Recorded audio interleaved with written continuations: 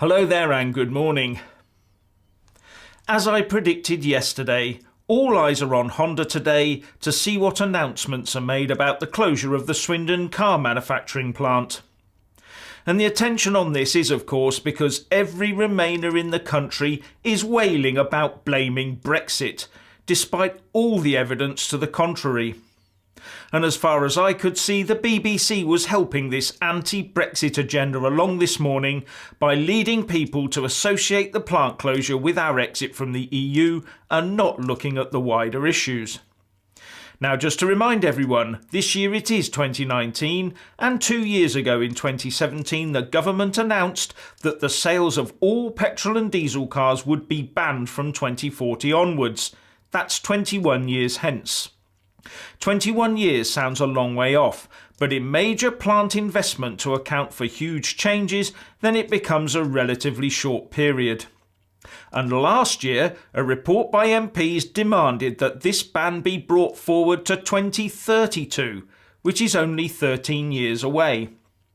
But as a Guardian report last year also pointed out, and I quote, "New petrol and diesel car sales in Europe must be phased out before 2030 if the auto sector is to play its part in holding global warming to the Paris Agreement's 1.5 degrees C goal," a new analysis has found. And 2030 is only 11 years away. Tie that in with the EU 2030 framework for climate and energy, and suddenly you have a bad business environment into which you can sell fossil fuel vehicles. Then we have the recent EU-Japan trade agreement, where tariffs were dropped for cars being imported from Japan into the EU. So what do you think it would be logical for companies like Honda to do? The EU wants you to stop selling petrol and diesel cars to its population by 2030, and your company needs a settled future where it can keep selling to you until the last minute while growing its market share elsewhere in the world. As the Tory MP for Monmouth, David Davies, that's Davies, not the former Brexit Secretary David Davis, as David Davies said on Twitter, "Government announces ban on petrol and diesel cars by 2040. MPs and Greens demand the ban comes sooner. Restrictions and taxes promised by city leaders. Car makers say they'll go abroad. Same anti-car politicians react with surprise and anger, then blame Brexit." So the EU makes rules based on the green agenda that our government has no choice but to obey while we are in the EU, so bans the future sale of fossil fuel cars.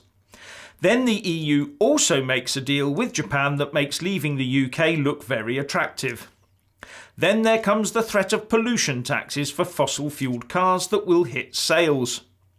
So when a fossil fuel car manufacturer decides to move out of the UK, those sad, EU-loving, straw-grasping Remainers blindly blame Brexit instead of the EU-driven policies that caused it and the real reasons behind the decisions of the company itself. That's just called lying, Remainers. Lying. As for Honda, the company itself says that its decision is nothing to do with Brexit, but all about reorganising its global operations and going forward with electric vehicles. But the real kicker is that when we do all plug our electric cars into the national grid, it will collapse due to insufficient capacity unless we burn more fossil fuels at the generating stations in the future and build more of them to get the power. Madness! Anyway, what do you think? Please leave a comment below and thank you for watching.